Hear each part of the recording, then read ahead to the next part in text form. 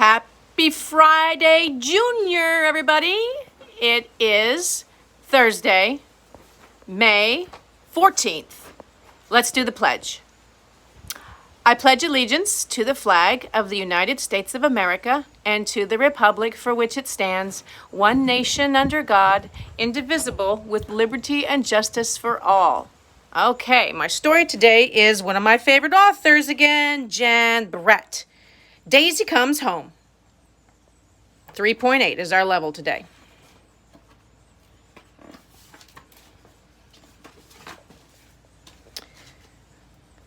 Look over the garden wall and you will see the 6 happiest hens in China.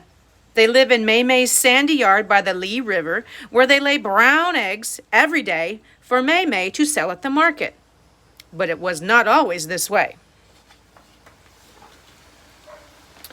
Once upon a time, the smallest hen, the one Mei Mei calls Daisy, was picked on by all the others. This is hard to imagine because Mei Mei was known far and wide for her happy chickens. She gave them treats, she put fresh hay in their nests, she gave them baths when they fell in the mud, and when she called goo goo goo goo, all the hens would run to her as fast as their legs could carry them.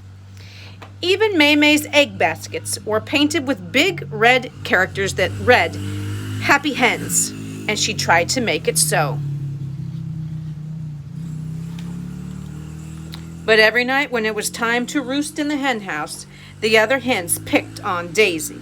They fluffed up their feathers and crowded her off the perch. They jostled her until peck, one or the other pushed her and thump, off she fell. Then the hens tucked their heads into their feathers and went to sleep, while poor little Daisy was stuck below on the damp mud floor, shivering and cold until morning. One day it rained all day and the hens stayed inside. When it got dark, they flew up to their perch, except for Daisy. She had had enough of pushy hens and cold, damp floors. She went outside to find a place to spend the night. Down on the riverbank, she spied one of the market baskets. She snuggled in, fluffed up her feathers to stay warm. Daisy was sleeping and didn't see the river creeping up the bank from all the rain, and when the water reached her happy hen basket, she did not feel it float out onto the river. But when the basket started tipping and bobbing, Daisy woke up. She peeked out and saw a watery world all around her. The sandy yard, the garden wall, and Mei Mei's house looked smaller and smaller as the current carried her down the river. Finally, the basket jumped against a stone jetty where a houseboat was tied up. Scratch, scratch, scraped the basket as the river waves pushed it against the sharp rocks.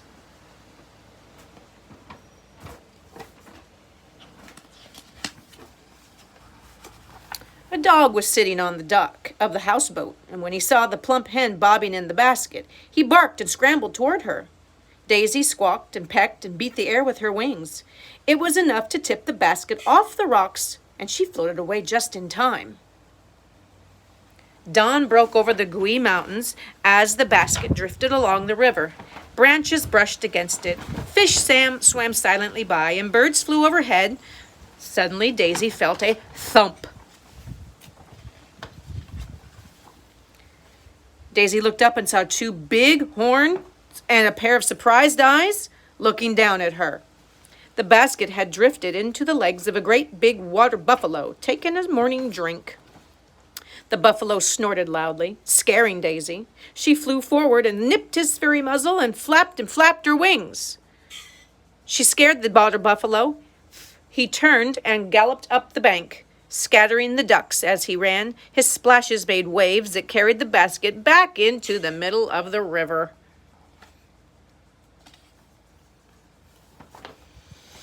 Daisy traveled along all day until her basket was hooked by the roots of a banyan tree where a troop of red-tailed monkeys lived.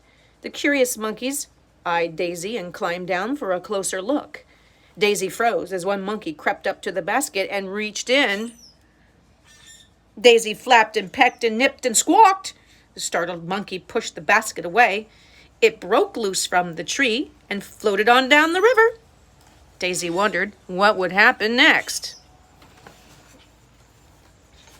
Up ahead, Daisy saw a fisherman with cormorants diving all around his bamboo boat. They were catching fish and taking them to him for a reward.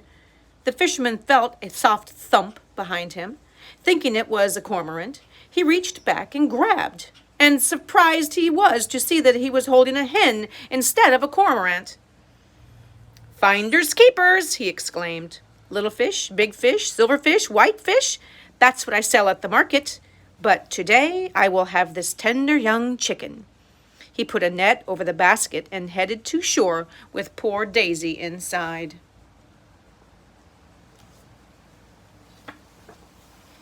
At home, Maymay had looked all day and all night for her little Daisy. She wasn't in the hen house. She wasn't behind the farmhouse. She couldn't fly over the wall. Where is she? Maymay wondered, worried all the time about what had happened to Daisy. Finally, she knew that she had to go to the market. With a sad feeling, she packed her eggs in her basket and started on her way.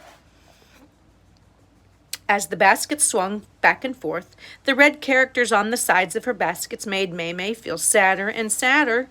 Happy hens. What about my Daisy? Where can she be?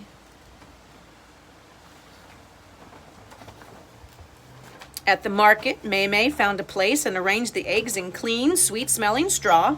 All morning, shoppers bought her fresh eggs, but she couldn't stop thinking about her little lost hen. Maymay heard a voice calling to her.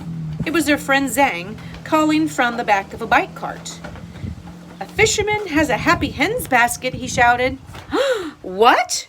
she called, not understanding what he was saying. "A happy hen basket," he repeated. "You better hurry, because he's showing off what's inside." "Daisy!" Maymay shouted. Maymay raced to where the fish were sold, and there was Daisy, beautiful and plump in her basket, surrounded by a crowd, all wanting to buy her. "That's my hen!" she cried to the fisherman, but his face was like stone. She pointed to the red characters on the basket. "Happy hens," she said. The fisherman crossed his arms. "Finders keepers," he growled and turned away to sell Daisy. Maymay was about to leave, but her eyes rested on those characters, happy hens. All she could think about was Daisy in a cook pot. She squeezed her eyes shut and clenched her fists. She had to do something. "Goo-goo, goo-goo," she called at the top of her voice. And when Daisy heard that call, she answered it the way she had every day of her life. She rose up and threw herself against the basket, tipping it over. She ran toward her friend Maymay as fast as her legs could go. Daisy flew onto Maymay's shoulder, and off they went, running back to get Maymay's baskets and go home. The fisherman ran after them, furious. "Stop!" he yelled at Maymay. "That's my hen." "Finders keepers," Maymay called over her shoulder. And with Daisy clinging to her, she ran and didn't stop until they were safely home. That night, as the sun went down, Daisy took a place on the roost. When one of the big hens fluffed up her wings and spread out, expecting Daisy to fall off the perch like always, Daisy flapped her wings. "I learned that from a boat dog," she clucked. Another hen tried to tip her off. She pushed right back. "I scared a water buffalo like that," she squawked. Another hen jostled her.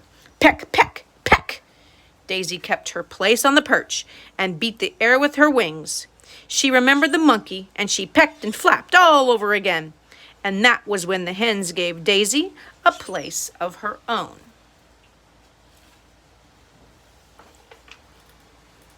The lap of the river made a peaceful nighttime song. No bumping, no jostling, no fussing around, just 6 happy hens. Their heads tucked into their feathers, high and warm and safe, together. And that, my friends, is the end of my story, Daisy Comes Home, by Jan Brett, 3.8. Go take an AR, good luck, and I'll see ya tomorrow. Bye.